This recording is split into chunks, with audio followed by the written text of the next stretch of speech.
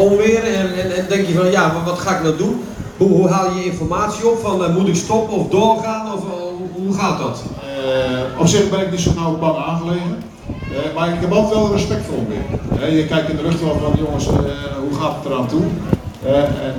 Maar goed, ik heb begrepen ook dat de begeleiding ook toch even erbij stilgestaan van ja, gaan we het even stilleggen bij de posten en wachten tot de bijen over zijn of gaan we door? Dus nou, de leiding heeft er goed over nagedacht. En de bezig geweest, dankjewel Pierre. Waar komt die Pierre? Kom eens even verder Pierre. Hier is Pierre, want hij is niet... Pierre is dus niet bang voor onweer. Dag Pierre. Hallo. Ik ben niet bang voor onweer. Ik heb mijn broekje gedaan. Ja, maar de zakkeltarm niet nodig. Mooi. Maar het leuke is, en dat meen ik echt.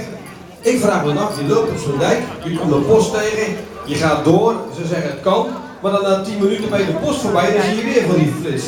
Wat denk je dan? Hoe weet je dan van stop of niet stop? Heb je telefoon bij je? Ga je dan bellen? Of je ziet het wel. Je ziet het wel. En dan pakt hij me dan, ja, dan leg ik wel. Je gaat niet voor je tijd. Sorry? Je gaat toch niet voor je tijd. Nou, ik wou tussen 2 en 3 binnenzaakjes. En dat zag er goed uit, tot herkingen, weet ik. Toen kwam je op de verkeerde kant, toen ging je naar de biertent in plaats van de... Nee, maar dan ga je alles maar een beetje toch voelen. Dan denk ik, nou, jammer ook niet. Alles is anders. Als ik jouw ogen zie en je uitstraling en hoe je dan tekeer gaat, denk ik nou, je bent wel vol enthousiasme.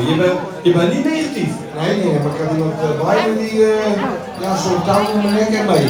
Het is een soort Sonja Bakker, zeg maar. Die je enthousiast maakt, of hoe heet die andere, wat Chaka, zo'n figuur is het. Nou, zoiets ja, maar dat wordt rustig. Dat heb je goed gedaan, een goede coach. Hartstikke, ik hoop dat jullie het samen weer doen volgend jaar. Hartstikke leuk dat ik van die enthousiaste kerels heb, dat vind ik echt leuk. Hartstikke top. Achter mij al gezien natuurlijk dat we ook een beetje doen. Oké. Hartstikke goed. En dan zie je enthousiaste mensen, jongens, dat is heel belangrijk om toch tochten te lopen. Als je dat even niet meer ziet zitten. Ja, dat vind ik hartstikke leuk. Dag meneer, u heeft familie meegenomen, zie ik? Het zijn 3 dochters. Nou ben je wel super trots. Ja, zeker. Geweldig. 1, 2 en die kleine ook? Leuk man. En nog een zoon. Hartstikke goed. Dat is nou gezellig bij je thuis, denk ik. Zeker. Hebben de kinderen al zover gekregen dat ze ook mee gaan lopen een keer? Zeker ook niet. Echt waar. En wat is de reden dat ze nou niet meedoet? Nou, ze hadden er eigenlijk geweest, maar ze hadden in een introductiekamp en was het te laat thuis. Oké. Zoals ingeschreven. Dus dat was pas laat vrijdagavond dat je dacht ja of nee. Vind je het jammer? Vind je het jammer dat je niet meer meegedaan hebt? Ja, dat is heel jammer. Heb je niet een klein stukje met hem meegelopen? Dat kon ook niet meer. Nee, ik heb nog een binnen gehaald, maar volgend jaar ben ik weer. Hartstikke leuk. Nou, ze zijn in ieder geval enthousiaste meiden. En die doet alleen maar foto's maken. Echt waar? Eén moet deze foto's. Oké, die kleine die moet nog even een paar jaartjes wachten. Nou, een paar, ik vind het heel erg leuk dat u er weer was. Want je kwam weer uit Dordrecht, dat is waar, dat weet ik weer. Want wij maken wel eens een lullige opmerking, we moeten dichter bij Dordt. Hoe beter het wordt. Dat was het, oké. Ja, we moeten positief.